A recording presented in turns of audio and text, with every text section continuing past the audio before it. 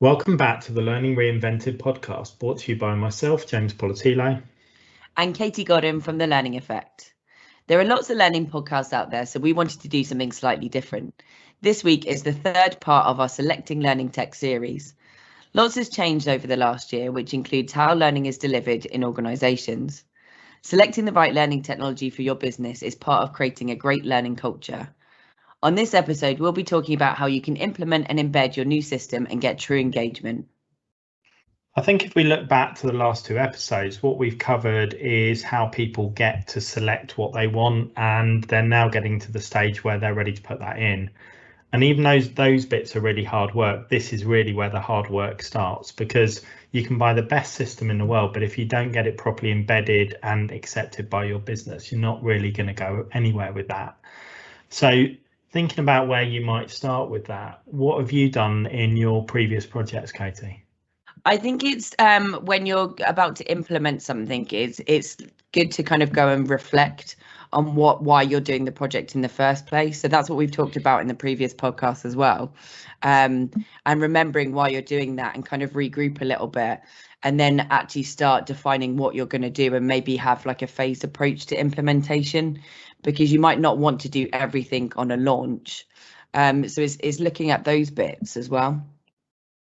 Yeah, I think it's really important to think that this is a key milestone in your overall project, but in effect, you're really starting a new project, because when you're in that discovery phase and you're seeing demos of systems and maybe you're having focus groups, you're engaging with lots of stakeholders across the business. You're maybe seeing 4, 5, even more systems with different ways of doing the same things. People may have put forward their ideas or their suggestion as to how something will work.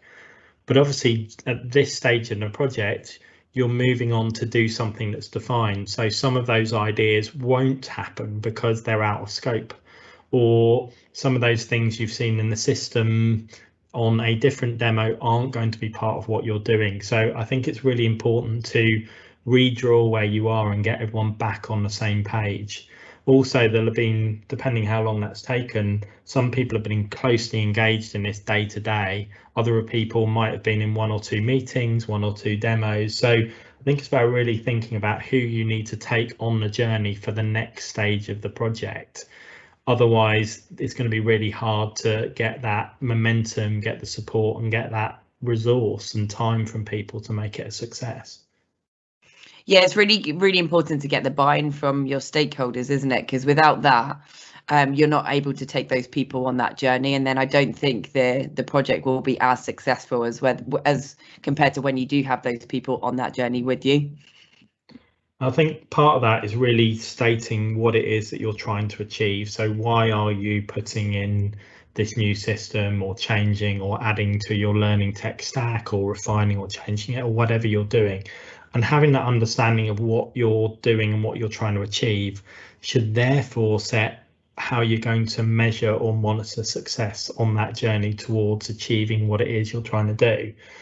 And that starts to set what's the success criteria for your project, because it's really easy at the start of one of these projects to get into it and just worry about getting the system in and getting people using it, because that often is what people are concerned about, because you've made an investment, you've got people on board, you've maybe bought into the sales pitch of the supplier about great use cases from other companies. And so I think it's really thinking about what good engagement or good success looks like for your business. Yeah, it's really easy to understand engagement as kind of like just people logging in. But that's not actually true engagement, because that's not the reason why you purchased the system in the first place. Hopefully you've purchased a system in the first place to actually overcome a problem that your business is facing, as opposed to just getting lots of people logging in.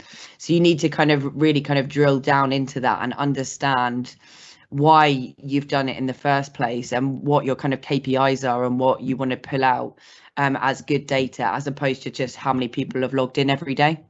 And I think it links into where your general maturity is of evaluation of learning, because you might still be evaluating face-to-face or different types of programs by number of people who attend, a number of hours training, number of courses people go on, or reactionaires and happy sheets. If you think you flip that into the digital world and the equivalent is number of courses or bits of content people have looked at, number of times people log into the system, they're similar lead metrics that aren't really telling you anything about the impact to your business. So you should be thinking back to that use case. Is your use case about, we are putting in a new system because we want to foster innovation in our company, or we want to share best practice across our sales team, or we want to ensure that onboarding is quicker, or we lose less people during onboarding, whatever it happens to be. If you get back to what it is you're trying to solve, you can therefore start to think about what are the usage behaviors, what are the measures, how will you know if you're starting to achieve those things, and build that into your project as well. Yeah, and they're different for all different organizations. Like you said, it's kind of going back to that use case as well. So it's not one size fits all about what you're looking to engage with, because like you said, it could be the onboarding part, but for other people, it might not be. So that's fine. But I think it's understanding how to do that as well, and actually getting the right results out of it. I think a lot of this is about managing expectations and deciding exactly why it is that you're on that journey. And if you're selling into the business, or the business are understanding what you're trying to achieve and your stakeholders are following you along the way, and you talked about phases of a project, you're not necessarily doing or achieving everything on day one or in month one. You might build up over time. You might have a pilot area you launch to, or whatever your approach is, but it's getting that understanding of that project, what you're trying to achieve, and the phases that you're going to go to. And then who do you need engaged across the business so that this project happens across the organization, not just in a learning team. As much as you don't want to just count numbers of getting people logged in, you do want people to use it.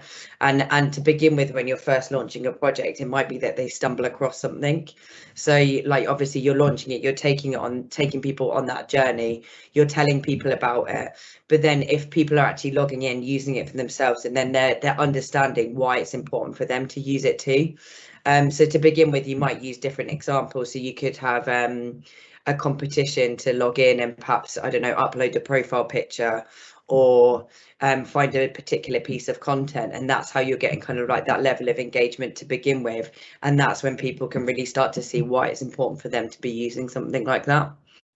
I think with any project, not just learning projects, it's about getting this into the business and not just sitting in a silo within a learning team, or feeling like an initiative from a learning team. If we're looking at how you do that, who would you generally engage across a business if you're trying to take someone on that journey, or make sure this doesn't sit as a siloed product or a siloed bit of tech? I don't think you should force it onto people that aren't perhaps kind of with you on that journey, but it's always really good to find the people that are quite tech focused or really interested to begin with, because they can kind of be your SMEs as such. And then like if you've got, I don't know, regional managers, you might pick one or two to begin with. They can then pilot that, demo that, and then their peer group are looking at it and going, look, they're doing that, I'm missing out on something, so I want to then go along with it as well. So that's what I found useful, instead of just pushing everyone to go onto it and use something that they're not familiar with or that they don't necessarily like. That's been really useful for me in the past. I think it's also about bringing in the functional teams and those other support teams that you'll need, whether that's an internal comms team or whether that's your IT team, or there might be lots of other teams, or like you said, an operational team, that people are actually going to be managing your learners, because you might have the best product out there, but if your HR teams or your operational teams aren't buying into where this fits in the overall way of working of the organization, it's going to be really hard to gain the level of traction you need to deliver the business results that you need as well. And I think linking it back with those stakeholders so that they can see, this is where this fits, this is how this is going to help my people do their job better, or this is how it's going to help me as an individual achieve more in my role, is critical. And you can't do that without bringing people along the way, and you need those advocates, those people who are willing, as you said, those pioneers, those managers who are going to trial it, who are going to advocate it, who are going to share the good results that their teams have seen. So I think it's that wider coalition that you'd need along the way. I think it's really important to have those people, not just for the kind of launch of it and getting people used to using a system as well. It's really important in the content side of things too. So you could have the greatest system ever, but content makes that, because that's what's driving people to go onto there, right? Because that's creating the purpose for it. And if you've got those people or people's peer groups, etc., kind of whether they're uploading content or they're appearing in those videos, that's a lot more powerful than having that just from like your siloed L&D teams or your HR teams as well. I think it's also stepping back and looking at, if you're putting in learning tech that's doing something beyond just measuring annual compliance training or pushing out a small subsection of content to some people across your business, you might be wanting to put out something that's more social, or something that's giving more regular content, or keeping people up to date on products, or letting people know about skills they should be developing. There's lots of different things that are happening out there. But if you're going to do anything that is beyond that very basic learning case that we sort of are used to from 10, 15 years ago, what you need to think about is this is not just a one-off project. You do not just flip your learning system in, put content in, launch it, and that's it. You need people who are going to build on this, evolve it, grow it, feedback, try things, test, learn, develop, and drive that continual engagement with the right things for your system and for your business. And I think too often you see people get in an interim project manager or make it, someone's project, and then as soon as that finishes, they're on to a different project, so their focus is gone, and maybe it's then passed down to someone junior in the team to administer the system, and there's no real ownership or leadership or building it into the strategy of what you're trying to do to help your business perform and to help your learners develop and enhance their skills. So it really is looking at it as a stage in the journey. So this implementation is that, but it's that ongoing development as well. And not trying to just do everything in the first 6 months, or hiring in that 6-month system implementation person and then they swan off into the distance and you're left thinking, what's this? How do we make it work? Who owns it? And it gets forgotten, or it disappears, or it doesn't deliver what you originally intended. I think that goes back to the importance of actually doing this successfully and actually implementing and embedding the system, because we've seen more often than not that great implementation stories and kind of everyone goes off with a big bang and then that's about it, and it kind of drops off and you don't really hear from those people again. But it's the organizations that are successfully embedding their systems and making that part of like business as usual as such. That is part of a system. That's how people are learning. That's how people are communicating. That's a really important bit to do, because otherwise, like you said, after 6 months, that will just drop off and it's just going to become a stagnant system in the background and no one's going to be using it. I think another important thing to think about is that you are going to have problems along the way. Not everything's going to be perfect straight away. Some things that you thought in your project meetings would really take off don't, and things that you didn't expect to work come from people using the system or become later on down the line. So it's keeping that open engagement, using that data and tracking of the system to build and enhance the engagement, the experience, the outcomes that you're looking for. And one of the things I found really, really useful is to take feedback and make that feedback happen, because what people will be used to is a fairly stagnant system that doesn't move, and actually getting them to understand that this is maybe a new way of doing things is to be able to react to that feedback, take in suggestions, adapt, make people feel like they have some ownership and some ability to shape what they're doing as well. And I think that can really help people to see that this is something different to what you've done before. Yeah, for sure. I think like something that I've done in the past is create a feedback area, so you can actually allow people to give you their feedback and it's instant and you can see it.